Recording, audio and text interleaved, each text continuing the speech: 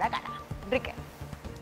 Muchas gracias, Jennifer. En el noticiero hemos presentado una información que, bueno, que iba a llegar en algún momento, ¿no? Que es la posible presencia ya de la variante Omicron en el país. Es un caso que ha llegado de China. La persona está pues aislada, ¿no? En Junín se están esperando todavía los resultados, ¿no? De las pruebas acá en el Instituto Nacional de Salud en Lima.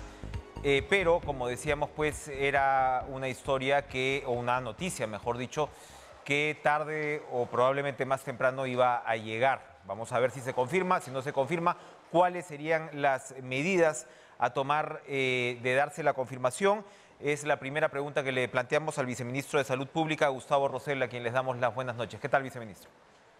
¿Cómo está? Muy buenas noches. Muchas gracias por la entrevista. Cuénteme. Bueno, en realidad, como Sí. ustedes saben, nosotros hacemos vigilancia permanente a nivel nacional para determinar también cuáles son las variantes que están circulando, ¿no? Entonces, es parte del trabajo, pero hasta el momento no hemos corroborado la presencia de Omicron en el país. Así que esperemos los resultados y las corridas que viene haciendo el Instituto Nacional de Salud. Está saliendo noticias prácticamente diarias sobre Omicron. Hoy mismo, bueno, los medios internacionales, los fabricantes de vacunas hoy informaron, Pfizer particularmente, que la tercera dosis aparentemente serviría, ¿no? Para realmente controlar a esta variante. ¿Qué es lo que sabemos hasta ahora y cómo el Perú está parado, digamos, frente a, como señalo, pues un proceso que seguramente pues vamos a tener que enfrentar de todas maneras? Sí, la variante Omicron es una variante de preocupación, como todos sabemos, es una variante además que está en estudio y prácticamente en muchos países ya se ha detectado la presencia de la variante Omicron, principalmente que llegó desde el África. Lo que nosotros sabemos es que, por lo menos por lo que se ha publicado, es que las vacunas protegen. Y se está hablando, como usted bien lo ha mencionado, de la tercera dosis. Es por eso que todas las personas que ya cumplieron 5 meses después de la segunda dosis, se les pone la tercera dosis. Y hay que invitarlos, ¿no? A todas las personas, sobre todo los adultos mayores, que por su línea de tiempo ya han pasado los 5 meses, acercarse a los centros de vacunación, porque es muy importante para ellos, sobre todo aquellos que tienen algunas comorbilidades, recibir la tercera dosis. Precisamente hoy se cumple un año del inicio de la vacunación en el mundo y ahora en el noticiero elaborábamos sobre estas cifras, ¿no? Es el 70%, es el 78%, ¿no? De la población objetivo en Lima que ya cuenta con sus 2 dosis. El ministro Ceballos ha planteado la meta de llegar al 80% cerrando el año. ¿Esto va a ser posible de alcanzar? Mire, es cuestión de que las personas se acerquen a vacunarse. Nosotros estamos haciendo un enorme esfuerzo llevando la vacunación, ya no solamente en centros de vacunación, sino hasta casa por casa. Estamos poniéndonos en los parques, en las zonas de trabajo.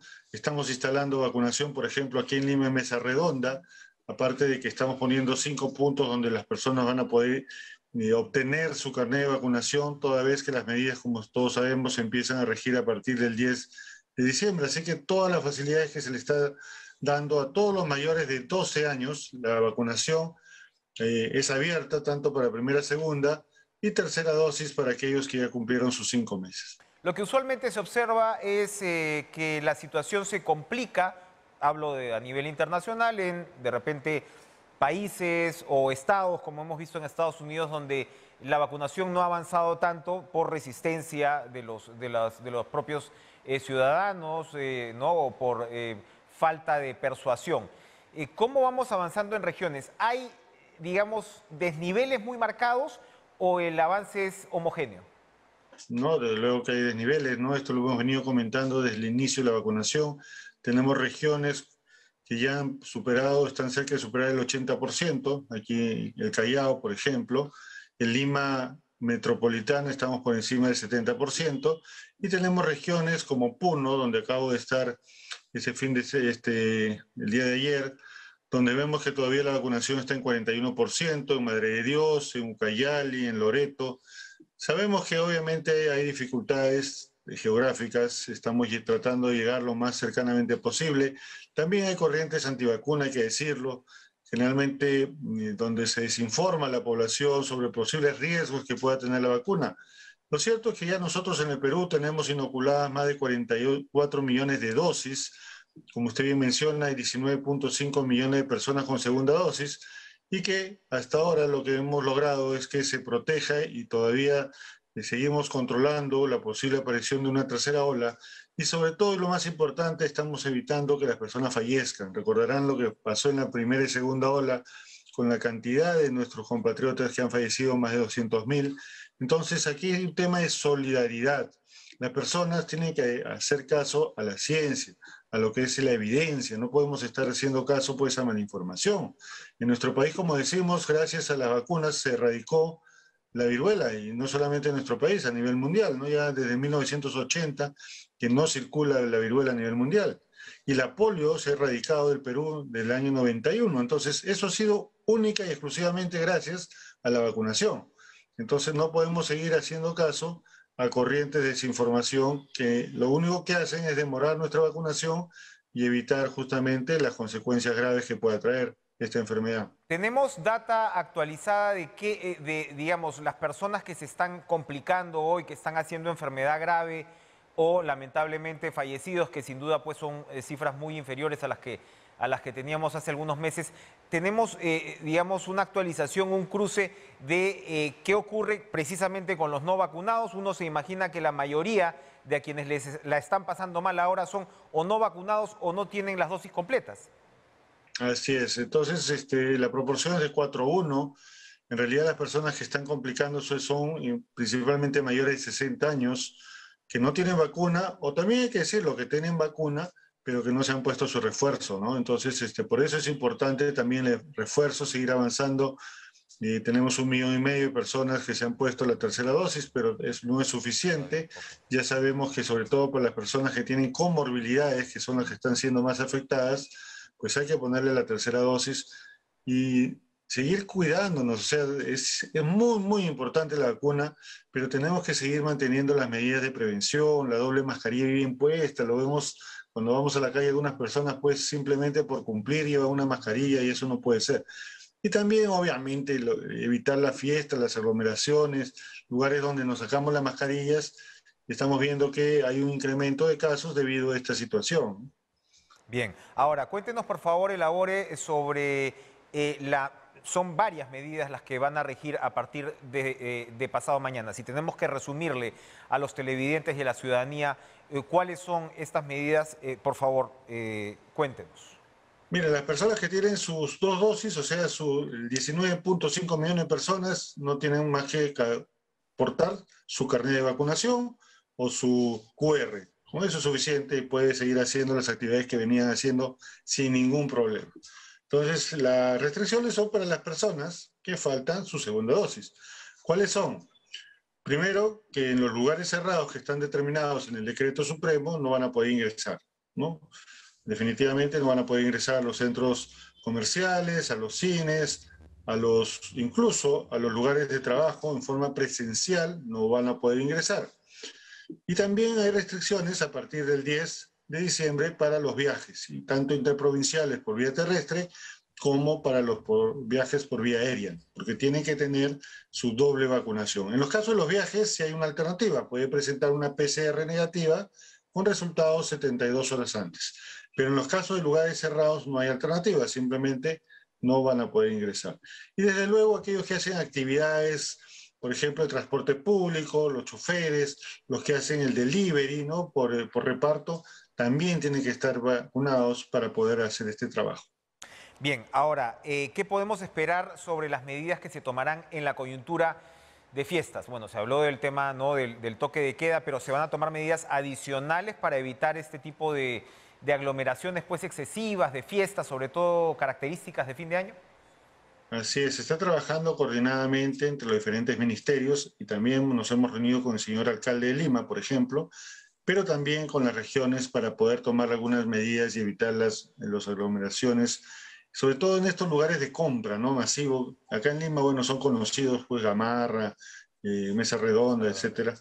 Pero yo creo que hay mucha colaboración, sobre todo de las personas que venden. Yo creo que estamos recibiendo bastante colaboración. Hemos tenido una capacitación el día lunes y martes. Mañana tenemos un piloto para ver cómo se va a pedir el carnet de vacunación y agilizar. La cosa es tener las acciones bastante rápidas y que no dificulten la permanencia de las personas en estos sitios, además. Así que estamos trabajando coordinadamente para que evitemos estas aglomeraciones y seguimos evaluando, ¿no? Porque la idea no es solamente poner restricciones. Si la gente, si las personas se vacunan rápidamente, entonces no necesitaremos tomar mayores medidas, pero si vamos a encontrar que las personas no respetan, por ejemplo, las restricciones, o como pasó el año pasado, tuvimos muchas aglomeraciones en las playas sobre todo, entonces tenemos que tomar medidas adicionales, ¿no? Ya estamos viendo hoy en el feriado, ¿no? Quien haya pasado hoy por la Costa Verde ya podía ver una cantidad importante de bañistas, ¿no? En las playas que seguramente se va a ir incrementando en las próximas semanas. Volviendo al carnet, hemos visto y ahora en el noticiero hemos presentado las imágenes, muchas personas ya tienen su carnet impreso con el código QR, otras llevan en el smartphone. Aquí la clave efectivamente es el código QR, ¿no? Es decir, todos los establecimientos a donde se va a solicitar este carnet van a tener entonces la forma de leer el QR. Además, es un aplicativo que ya se puede bajar en cualquier celular, o sea, está muy fácil de esta verificación, ¿no? Y todas las personas, como le digo, estamos capacitando, vamos a seguir capacitando para que puedan hacer un control muy rápido a aquellas personas que van a mostrar su QR en los celulares y las personas que no lo pueden llevar físico y se puede hacer una comprobación muy rápidamente. Ahora, el tema, se ha visto pues denuncias de ventas, ¿no? de carnets falsos, que me imagino tiene que ver sobre todo porque, es decir, la vacuna ahora está disponible ampliamente, tiene que ver sobre todo con quienes se resisten precisamente a ponerse las vacunas. Eh, Se supone que el QR te elimina, ¿no? la posibilidad de falsificación o la reduce de manera importante. Sí, definitivamente lo elimina, ¿no? Porque ahí se va a cruzar la identificación de la persona con nuestra base de datos. Es algo que nos hackeen la base de datos, va a aparecer ahí que está vacunado. O sea, eso es virtualmente imposible. Lo que sea, además, portar un documento falso, generar un documento falso, obviamente es un delito, ¿no? Y las personas que se los encuentren con estos documentos falsos, como cualquier otro documento falso, tienen que ser denunciadas, definitivamente. Es precisamente, estamos viendo en pantallas, la condena es entre 3 y 6 años de prisión a quien tenga el delito de falsedad ideológica. Finalmente, una reflexión sobre algo que parte del debate que ha advertido en medio de todo, por supuesto, lo deseable y lo importante es que la mayoría o toda la población objetivo se vacune, pero la OMS ha señalado que forzar la vacunación no es aceptable tampoco. ¿Cómo manejar un debate así?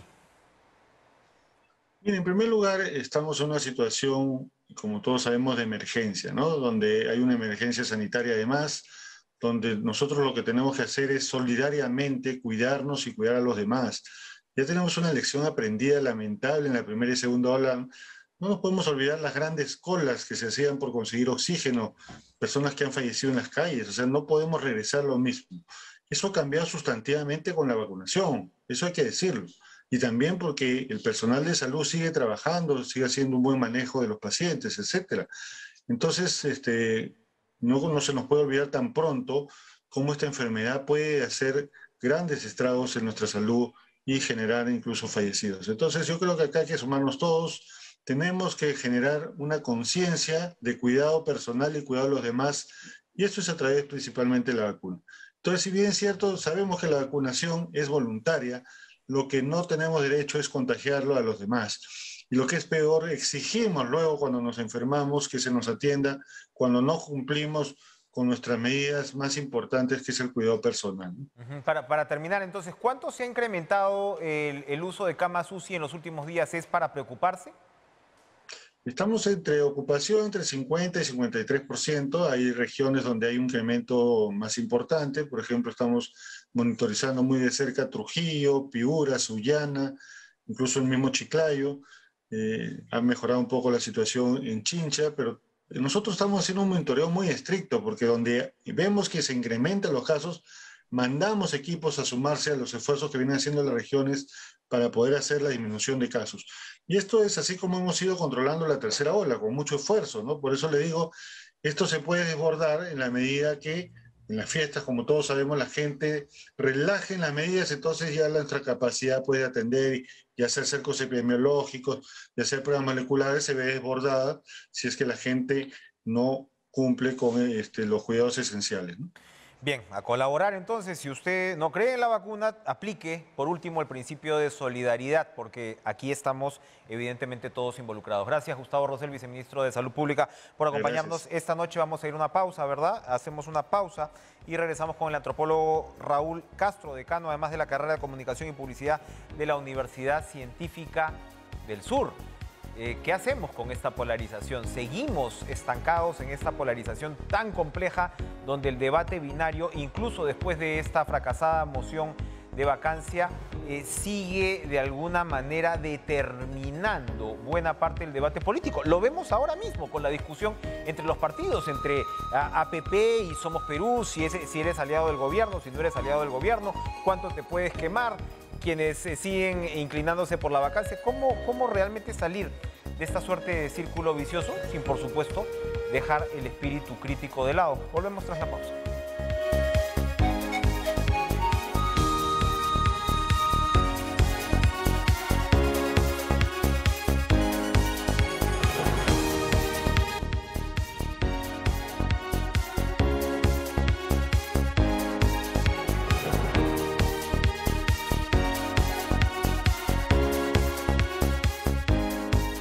¿Qué tal? ¿Cómo están? Volvemos entonces con lo anunciado. Raúl Castro, antropólogo, decano de la carrera de Comunicación y Publicidad de la Universidad Científica del Sur. Raúl, Tito, ¿qué tal? ¿Cómo estás? Un gusto reencontrarnos.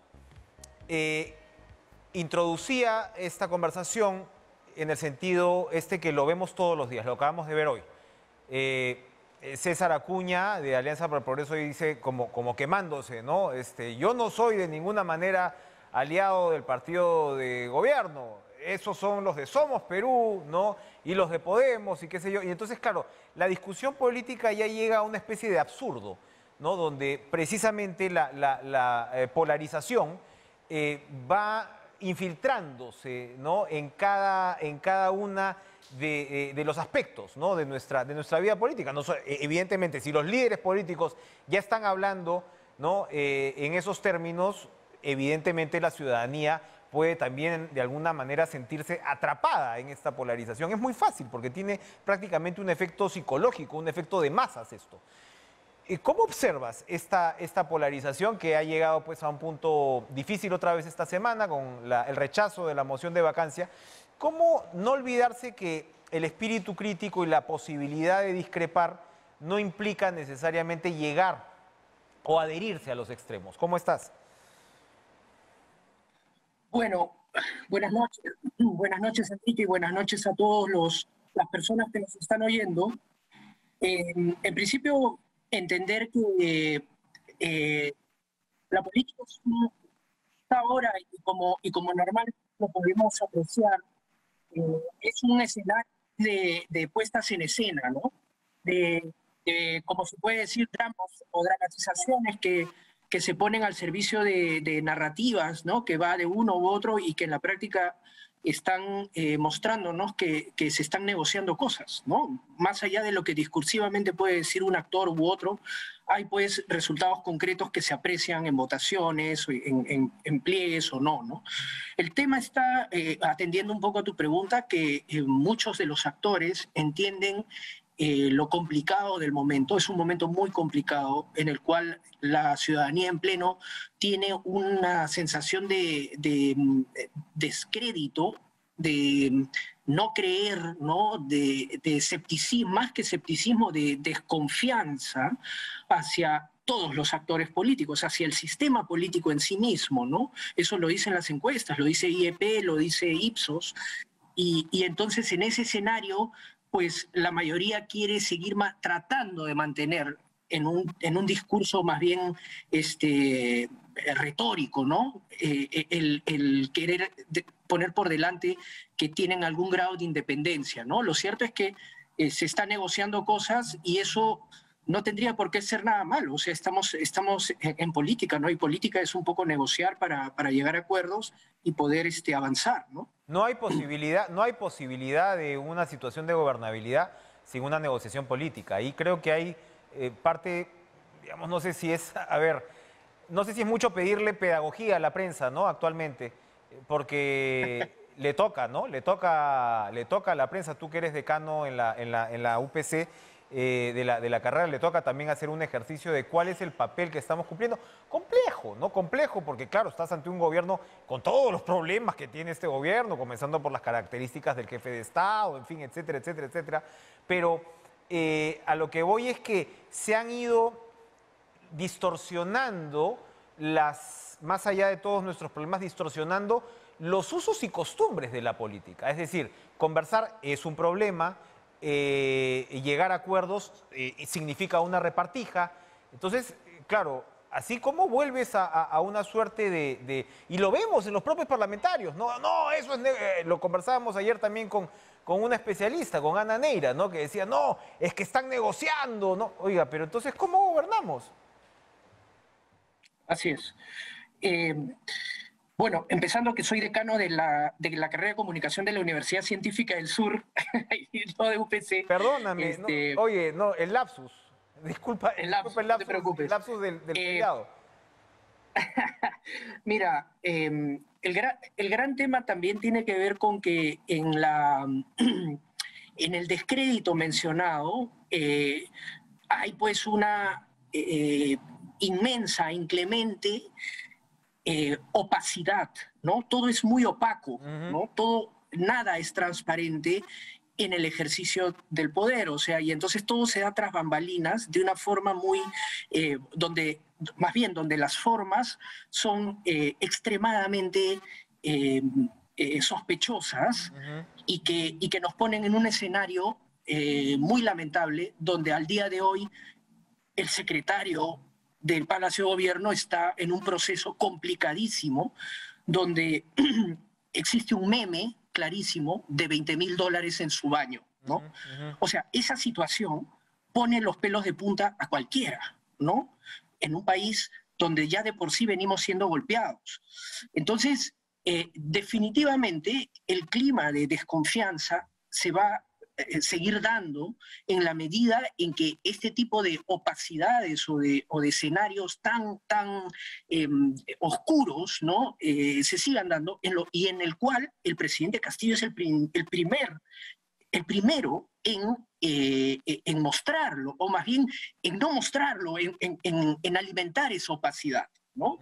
Entonces, en ese escenario, pues, necesitamos ciertamente, como lo has dicho, una prensa que haga pedagogía social, ¿no? Y que trate de separar polvos y pajas, ¿no?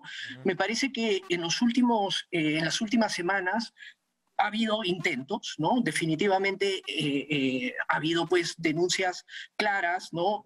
Donde algunos actores han sido descubiertos, además se han encontrado tramas, y eso lo vemos desde reportes de IDL, Instituto de Defensa Legal, hasta Cuarto Poder, Panorama, ¿no? O se están sacando reportes donde se está tratando de ayudar a armar una trama que podría estarse dando atrás, ¿no? Eso es algo que no lo sabemos. La prensa está haciendo lo suyo. En algunos casos, por supuesto, puede haber exceso de retórica, ¿no? Puede haber, si quieres, unas promesas de destape que pueden no ser del todo contundentes, puede ser, pero el hecho es que hay una prensa trabajando en eso y debemos saludar que existe una prensa libre trabajando en eso. El problema está en el clima social, ¿no? Repito, de la enorme desconfianza, con un escenario de hasta hace 2 días de posible vacancia, lo cual a los peruanos obviamente nos pone en una situación una vez más de intranquilidad total, ¿no? Según cifras, digamos, IEP decía que 43% de los peruanos estaba de acuerdo con la vacancia, 55% no, pero 43% sí, ¿no? Es dramático que 4 de cada 6 peruanos quisiera, según IEP, Ipsos tiene cifras similares, que se hubiera dado paso a la vacancia. Entonces, definitivamente hay un llamado de atención severísimo a todos los actores a que no solamente realicen lo que tú estás indicando correctamente, es decir, que haya acuerdos para poder sostener esta gobernabilidad, sino que tienen que pasar a un terreno de transparencia muchísimo mayor, poner de su parte, empezando por la presidencia de la República, siguiendo por el Congreso, que de igual manera tiene este escenario complejo, y una desaprobación incluso menor, perdón, una aprobación menor, ¿no? Que la del presidente, ¿no? Entonces, uno dice, estoy poniéndome en el papel del ciudadano común, ¿no? Y dice, total, vamos a vacarlo, pero el escenario siguiente tampoco es nada promisorio, ¿no? Entonces, todo el sistema está afectado y seguramente, si es que no seguimos insistiendo, uno, con este tipo de negociación abierta, ¿no? Donde los actores pongan de su parte para lograr acuerdos de gobernabilidad, por un lado, y por otro, un énfasis explícito en la transparencia de las cosas. La calle de Breña es una cosa que no debería existir de ningún punto de vista. El presidente prometió no hacer nada ahí y lamentablemente, volvemos a este escenario de verdad que parece ser pues una película de Netflix donde no entendemos realmente hasta qué punto las cosas pueden estarse negociando ahí. Hay demasiadas sospechas y entonces corresponde severidad y rigor en investigaciones, tanto en la prensa como en el Ministerio Público, que está avanzando en ello, ¿no? Me parece. Sí, y esperamos noticias al respecto. Y evidentemente hay esta opacidad entre lo que se dice, lamentablemente, en la plaza pública, ¿no? Únicamente por el lado, ¿no?, de la primera autoridad y estas tramas que se van tejiendo. Pero finalmente, Tito, esta indignación ciudadana, bueno, votaron por el señor Castillo, llevaron a la señora Fujimori y al señor Castillo a la segunda vuelta. Esta ciudadanía que hoy se indigna.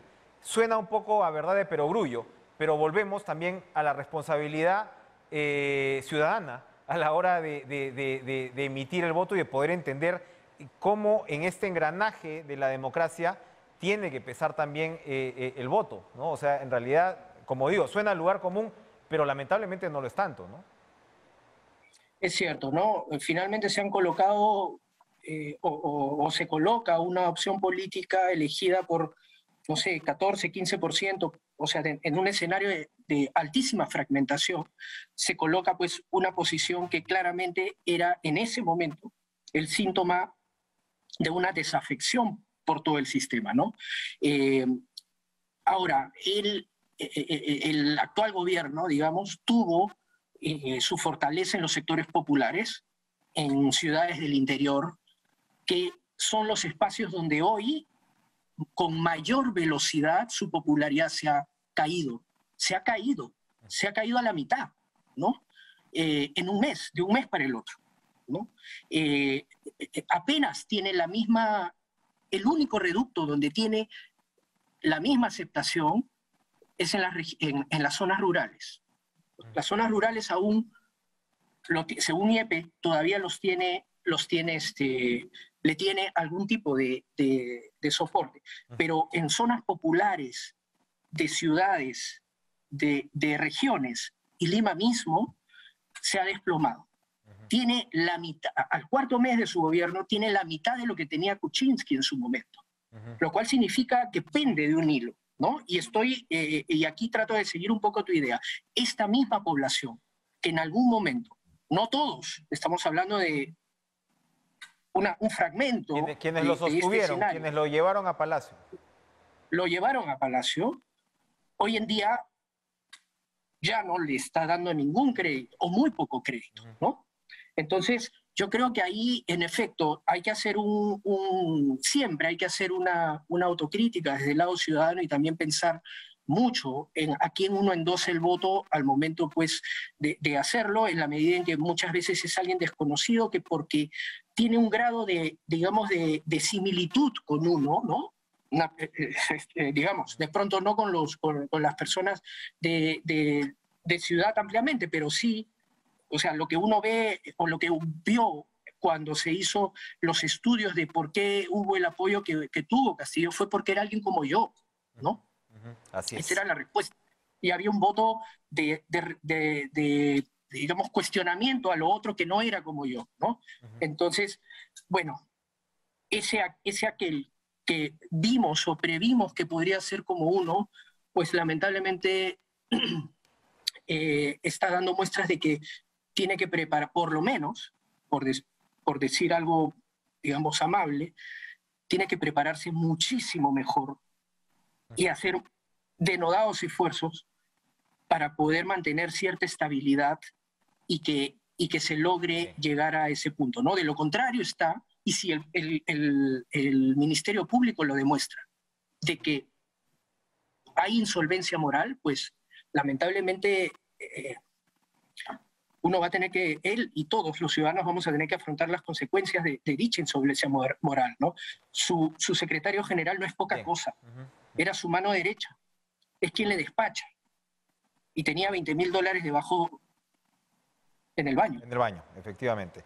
Raúl Castro, decano de la carrera de Comunicación y Publicidad de la Universidad Científica del Sur, muchas gracias por remarcar pues estas alertas, estas importantes alertas sobre la situación que vive el país. Vamos a continuar de inmediato con una investigación muy interesante. Es en realidad, ya habíamos conversado hace algunos meses con Carmen Roca, representante de WIEGO en Perú, que había dado unos avances sobre lo que era pues el golpe económico de la pandemia laboral, ¿no?, en el sector informal, que si es que uno piensa, ¿no?, que en general a la ciudadanía pues le ha pasado mal, ¿no?, con toda esta situación, hay que pensar cómo la está pasando realmente los menos favorecidos en una situación tan dramática como esta, que pone en evidencia además nuestras falencias como sociedad en ese sentido.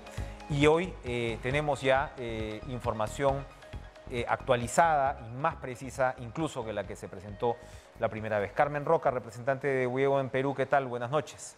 Buenas noches, Enrique. Gracias por la invitación. Encantada. En resumen, lo que se presenta, ustedes además toman segmentos muy importantes y representativos, hay que decirlo, ¿no?, de esta población, estos trabajadores informales, ¿no?, o que están realmente expuestos, como por supuesto pues el tema de los recicladores me ha impactado, ¿no?, particularmente, población tan vulnerable, ¿no?, y tan significativa en realidad como el de los canillitas, el de los vendedores ambulantes. Cuéntanos por favor, ¿qué es lo que nos trae en resumen esta actualización de esta importante investigación? Enrique, como bien dijiste, el año pasado les trajimos algunos resultados de la encuesta de junio del 2020, que podíamos ver ya los efectos de 3, casi 4 meses de pandemia, justo antes de que se levanten las restricciones, y ya veíamos que la caída, bueno, obviamente en ingresos por no poder trabajar, pero las medidas que tomó la población fue agotar sus ahorros, endeudarse, y vimos que 50% de esta población con la que trabajamos había recibido bonos. La idea ahora era ver un año después, junio del 2021, con exactamente el mismo panel de trabajadores, seguirlos y ver si hay recuperación. Y la respuesta es que no la hay, no llegamos a los niveles de ingresos a pesar de estos 12 meses de ansiado retorno al trabajo. No recupero mi ingreso de febrero de 2020. Los que me dijeron que habían agotado sus ahorros, 91% de ellos no han podido recuperar nada, porque les preguntamos menos de la mitad, nada, nada. Tenemos los niveles de hambre desafortunadamente todavía sostenidos. ¿Por qué? Porque la pandemia golpea muy duro a este grupo de la población. Tengo más de un contagiado en la familia, puedo haber perdido a más de un familiar. Eso significa un gasto en tanque de oxígeno, en condensador, en lo que me pide el hospital, en el sepelio. Ahora, perdóname, Carmen, hay un paréntesis, porque es muy importante destacar y en realidad asombrarse ante el término que tú refieres, que es el del hambre. No es por supuesto de ninguna manera que el hambre hubiera desaparecido en Perú, pero era de alguna manera una característica de esta población que está en pobreza extrema, que es la más vulnerable. Cuando estamos hablando de hambre, que son los datos que se encuentran, estamos hablando realmente de un deterioro en las condiciones de esta población que ya era vulnerable, que hay que atender de manera muy urgente, ¿no? Urgentísima, es una crisis alimentaria que no creo que nadie veía venir de esa magnitud. Como tú bien has dicho, pobreza extrema había en el área rural. Yo recuerdo perfectamente en el 2006 cuando he empezado a trabajar estos temas, que es el cruce de pobreza urbana y empleo informal. Ese es el corazón donde nosotros trabajamos. Perú es un país ahora mayormente urbano, como es la mayoría del mundo. Entonces, se suponía que no había pobreza real en la parte urbana, menos en Lima. Este estudio es una muestra de Lima, pero lo que hemos visto como resultado de la pandemia es que la gente sí ha experimentado hambre. La pregunta es: en el último mes, adultos y niños, estamos a nivel de 58%, 56% para niños, pero Enrique, es la cifra más alta de las 12 ciudades investigadas, de lejos. Y no solo eso, la batería de preguntas incluye si se saltó una comida porque no había suficientes recursos en el último mes, o si está consumiendo menos variedad, es decir, dejó la carne, la presa, la fruta. 84% es el nivel igual al de Durban en Sudáfrica, igual al de Dakar en Senegal. Entonces, sí estamos hablando de un momento de crisis, y lo que la gente hace para lidiar con la crisis son un número de estrategias. No es que utilizan una, utilizan varias. Una es reducir el consumo de alimentos, casi 60%, pero casi 60% se endeuda. Y 8 de cada 10 de los que se endeudan lo hacen con fuentes informales, con un prestamista que no es un malvado villano, sino que es un conocido de mi barrio, un conocido de mi familia, o un familiar mío, o un amigo mío, que me saca de apuro en el momento, pero que estoy pagando de interés 15%, 20% mensual.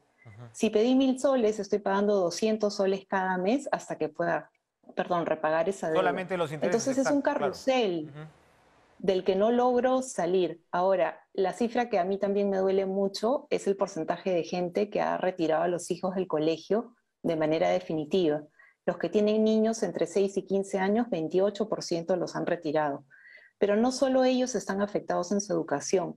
Todos los que siguen Aprendo en Casa, o todos los que tienen algún contacto con su profesora, necesitan recarga en el celular. Tienen a veces un solo aparato que es Smart y se comunican por WhatsApp. Y tienen prepago. Entonces es una recarga constante, y eso ha afectado para retirar a los chicos del colegio. Por otro lado, 24% abandona un tratamiento médico. Entonces estamos hablando de una población que ha sido golpeada muy duramente en sus ingresos, en sus ventas. Para comercio en vía pública los ingresos caen 26%. Para los que son canillitas, que es un grupo mucho menor que el de comercio en vía pública, pero los incluimos porque trabajaron durante la pandemia, sus ingresos también caen en 23%. Y la mayoría ya te habla en junio, que es un momento electoral, que es el momento de esta segunda ronda de encuestas, te hablan de la subida del dólar, que hoy día compro una cantidad de mercadería para vender y al día siguiente no puedo comprar igual. Entonces sí está afectado. ¿Y qué es lo que se necesita? Los bonos mejoraron. En el año anterior, 50% de los encuestados recibió bono, este año fue 60%, y 37% habla de recibir el bono de luz, ¿no? La prórroga del recibo de electricidad.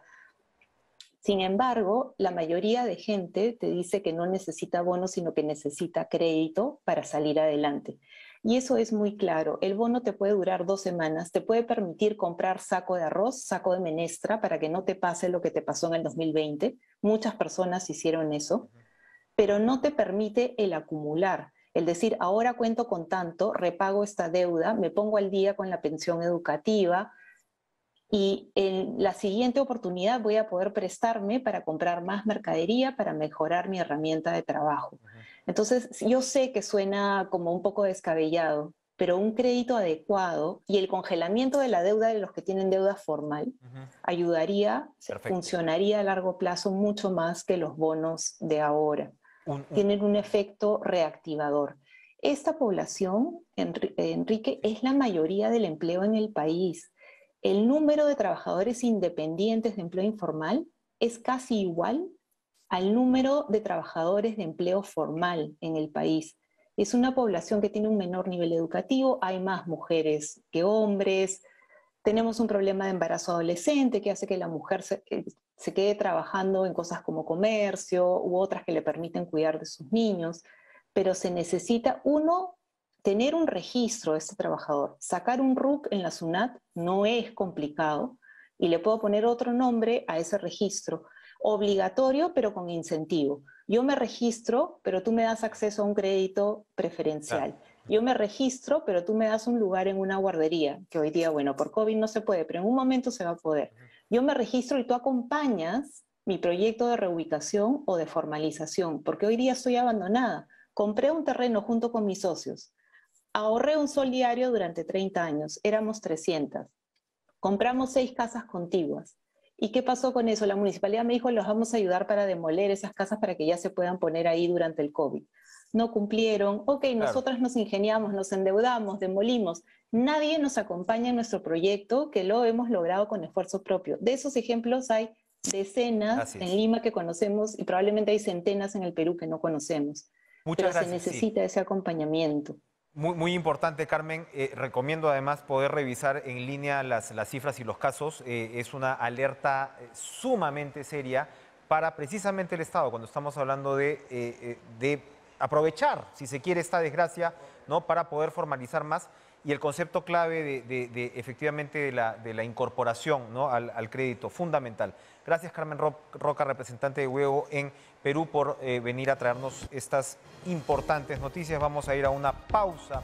Regresamos con Ruth Luque, vocera de la bancada Juntos por el Perú, integrante de la Comisión de Ética Parlamentaria, integrante de la Comisión Especial del Tribunal Constitucional, que está viviendo momentos claves. Regresamos.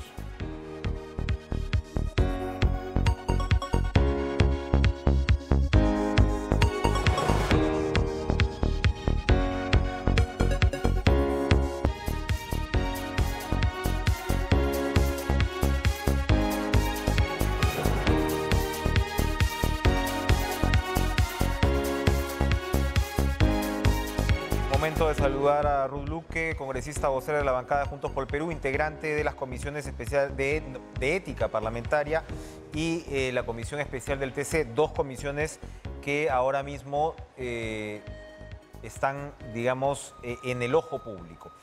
¿Cómo está, congresista? Lo primero es preguntarle por lo que se ha denominado un blindaje de la Comisión de Ética al congresista de Fuerza Popular Luis Cordero Jontay, a raíz pues de las gravísimas denuncias presentadas por su expareja. Estamos hablando de denuncias de violencia física, psicológica, incluso de exposición de material íntimo en internet. Y bueno, aquí parecía que en una primera instancia no iba a pasar nada. Cuénteme si esto se va a poder finalmente revertir, corregir. Muy buenas noches. Muy buenas noches, Enrique. Mire, hemos presentado una reconsideración que entiendo mañana se va a tratar. Ya se ha convocado una sesión para ver precisamente este tema. Yo espero que mañana esta situación se pueda revertir, que haya habido el tiempo para que varios de los integrantes de la Comisión de Ética hayan visto de manera directa la investigación periodística que salió y se puedan dar cuenta que estábamos ante un acto de violencia continua, ¿no?, que requiere evidentemente de una investigación. Desde el lado, por supuesto, la competencia que corresponde al Congreso de la República, y dar un mensaje claro que los representantes políticos, especialmente el Congreso, necesitamos garantizar en serio el derecho a una vida libre de violencia a favor de todas las mujeres y no generar ninguna situación de blindaje como se ha señalado, pero además tampoco permitir que muchas veces se utilice los espacios de poder o de cargos para que los actos de violencia continúen. Creo que en este caso ese es el mensaje fundamental que debería tener la víctima y que merezca toda la protección de las autoridades en los ámbitos que seguramente corresponden. Así que mañana veremos este caso y esperamos que esta situación se revierta. ¿Podría revertirse mañana mismo? ¿Se podría votar mañana mismo? Por supuesto, hemos presentado la reconsideración, yo he presentado, entiendo que hay otros congresistas también que han planteado lo mismo, entonces creo que desde los hechos que se han debatido en la sesión que se trató y a raíz de todo el cuestionamiento que se ha dado, se entiende de mejor manera que no estábamos ante un hecho pasado, sino que estábamos ante un hecho donde evidentemente hay actos continuos y donde de la propia investigación periodística, como lo dije en la Comisión de Ética, ameritaba una investigación, porque ahí se desliza precisamente de manera muy clara que hay terceros que probablemente estén vinculados al congresista que estarían generando una situación de acoso y de continuidad de la violencia. Y además quiero aquí hacer un énfasis fundamental. Cuando hay una situación de violencia de esta naturaleza, además de tantos años con agresiones físicas, agresiones psicológicas, y el agresor o presunto agresor tiene una posición de dominio, un cargo, una función, nada menos que de congresista, es evidente que la víctima tiene mayor temor.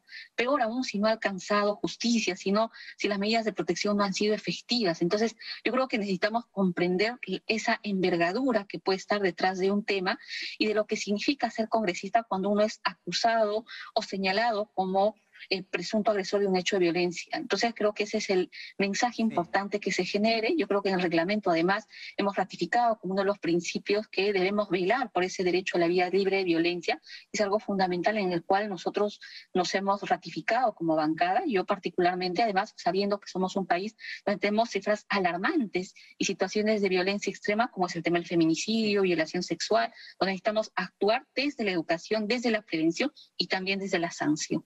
Tómese unos segundos, por favor, precisamente para elaborar sobre esta posición que he escuchado en varios congresistas, lo he escuchado en algunos congresistas de Fuerza Popular, me parece que en la congresista Norma Yarro, no solamente congresistas de Fuerza Popular, que lo que señalan es que, a ver, usted dice la violencia es continuada, pero el argumento hasta ahora ha sido, bueno, no podemos acusarlo porque esto se ha dado antes de que el señor sea congresista. ¿Es un argumento válido ese cuando estamos hablando de expresiones de violencia de esta naturaleza? A ver, quiero explicar el caso y le agradezco la pregunta, porque es algo que en la Comisión de Ética lo sustenté y fui cuestionada por ese tema. Los hechos, en este caso en específico, efectivamente sucedieron antes que el señor Cordero sea congresista de la República. Sin embargo, esta es una situación de violencia que ha permanecido en el tiempo y que incluso ahora, actualmente, siendo el congresista, lo que se desliza precisamente de esta investigación periodística es que a través de terceros se estaría generando una lógica de acoso, de presión sobre la víctima. Es precisamente esto que necesitamos ver, investigar, indagar y entender que no se trata de un hecho aislado, sino que hay una secuencia de situación que la misma víctima está señalando y está evidenciando. Entonces tampoco aquí valen argumentos donde dicen, bueno, necesitamos pruebas, la víctima tiene que darnos pruebas. Eso no cabe. Estamos ante una situación de violencia donde muchas veces la víctima, cuando ha sido una persona, ha sido una mujer, es víctima de agresión física, psicológica de tanto tiempo, evidentemente está en una situación de desprotección. Peor aún si el presunto agresor o agresor es una persona que tiene una posición de poder. Y ser congresista evidentemente da una situación de poder. Entonces creo que por eso necesitamos entender esa complejidad. Es lo mismo que pasa a veces en un colegio, ¿no es cierto?, donde una niña, un adolescente denuncia, profesor. Estamos ante una situación también de poder sobre la víctima. Es que claro, además uno pensaría que es indistinto que esto haya ocurrido antes o después, más allá, por supuesto, de la presión que haya podido ejercer, ya sea directamente o por terceros cuando es congresista. Uno dice, oiga, ante cargos como estos, pues evidentemente la Comisión de Ética tendría que investigar. Y la pregunta, para finalizar este tema, porque nos falta lo del TC, es, ni siquiera el señor ha llegado al punto de presentar descargos, por eso mismo, ¿no? Claro, nosotros solicitamos la indagación, la investigación de oficio.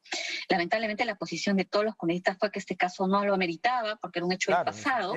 Y eso a mí me dio a entender que no habían visto la investigación periodística. Yo reiteré de varias formas que efectivamente era un hecho pasado, pero que había una sucesión de actos que se mantenían ahora, a la fecha. Sin embargo, pese a eso, se decidió seguir señalando que esto era un tema del pasado, etcétera, ¿no? Yo lamento esa decisión que se ha tomado. Creo que mañana hay una situación de revertir. Espero que estos días que han habido haya permitido a cada congresista evidenciar de manera directa ante qué hecho y de qué naturaleza estábamos, ante qué caso, ¿no es cierto? Sí. Es por eso que también yo presenté un caso de oficio y creo que necesitamos no solo declarar que estamos luchando contra la violencia, necesitamos cuando precisamente casos de este tipo se presentan, hacerlo y garantizar ese compromiso de manera efectiva. Eso es lo que se denota, especialmente quienes ejercemos un cargo de representación. Y ojo que cuando se le dice a la ciudadanía, no, es que eso pasó antes, se sigue de alguna manera vinculando la función de congresista con la de la impunidad. Y es muy complicado el mensaje que ese argumento da. Para terminar, congresista, ¿qué me puede decir de las 43 tachas presentadas contra los candidatos a magistrados del Tribunal Constitucional? son serias. Realmente la selección se va a reducir de manera importante después de esto.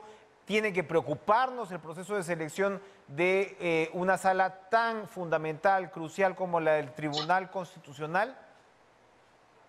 Sí, Enrique, antes de entrar a esto, Sí. yo quería decir una cosita importante en lo otro, nomás para acabar, que aquí creo que es importante la declaración de la víctima. Aquí creo que es fundamental escuchar eso ya desde todas las sentencias, posiciones jurisprudenciales que se han dado. La declaración de la víctima tiene un valor fundamental, ¿no? Y en eso hemos avanzado muchísimo como país. Así que eso nomás para cerrar este tema. Con relación al tema del Tribunal Constitucional, bueno, hay 43 tachas presentadas contra 34 candidatos. Se han presentado alrededor de 23 descargos, ¿no? Que es lo que manda el reglamento, y hasta el 16 de diciembre tenemos plazo para resolver estas tachas. Luego de ese periodo se va a entrar a la etapa de reconsideración, si es que algún candidato fuera excluido, y eso va a correr hasta el 29 de diciembre. Entre los motivos principales, por lo menos de los casos que me han estado derivando, he podido yo advertir sobre algún incumplimiento de requisitos en la etapa en la primera etapa, ¿no? En la etapa de formalidad. Algo que de hecho yo he advertido en su momento, en varias sesiones de la comisión, porque recuérdese que este proceso tiene varias etapas. Una primera donde los candidatos presentan un conjunto de requisitos formales. Yo, de hecho, en una sesión advertí del incumplimiento de varios de estos requisitos formales, que muchos dijeron que solo era formal y no requería mayor observación, pero yo dije, y mi posición siempre va a ser esa, que si nosotros establecemos algo en una norma, en un reglamento, entonces tenemos que abordarlo con todo el cuidado, y precisamente la etapa de formalidad también es importante porque permite determinar qué candidatos cumplen o no cumplen para precisamente pasar a esta siguiente etapa, que era tachas. Entonces hay ese conjunto de incumplimiento en algunos casos de estos requisitos. También hay algunos casos de investigaciones que están en fase preliminar. Hay también cuestionamientos a temas de idoneidad moral de candidatos, que creo que esto será seguramente motivo de varios debates, pero como he señalado, creo que hay algo importante que necesitamos recordar en este proceso, que es la publicidad y la transparencia. Venimos de 2 procesos fallidos y necesitamos que esta comisión comunique, informe, como lo hemos venido señalando de manera permanente, para que la población sepa quiénes van a ser los candidatos, ¿no es cierto?, los posibles preseleccionados que podrían llegar hasta el Pleno. Y nada menos terminar siendo pues integrantes titulares del tribunal, una institución fundamental que vela nada menos que por el cumplimiento de nuestra Constitución. Y para que, por supuesto, la sociedad, como usted señala, y la prensa pueda hacer pues el seguimiento del caso. Y esperamos seguir en esa línea. Gracias, Ruth Luque, vocera de la bancada de Juntos por el Perú, por acompañarnos esta noche. Vamos rapidito a una pausa.